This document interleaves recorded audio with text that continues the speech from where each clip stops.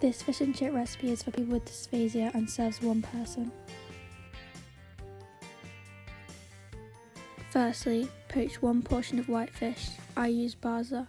After 3 to 4 minutes this should be fully cooked and you can blend it.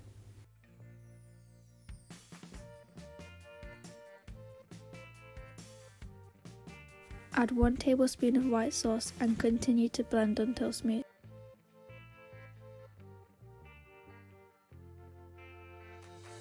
To make a thickener, add equal parts of corn flour and water and mix together.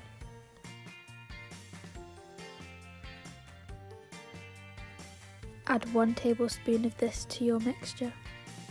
Blend again until fully smooth and then add 1 pinch of paprika, garlic powder, turmeric and salt onto cling film.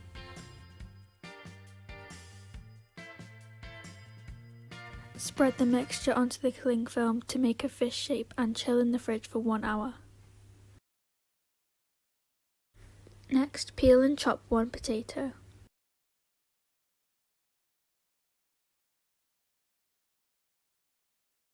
Add the chopped potatoes into a pan of boiling water and boil until soft.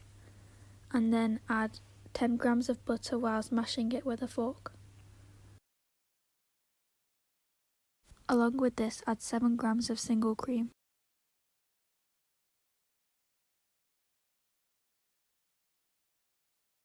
To make the pea puree, first of all add 2 tablespoons of mushy peas and 66 grams of garden peas to a bowl and blend. You may need to add some water to loosen up a bit.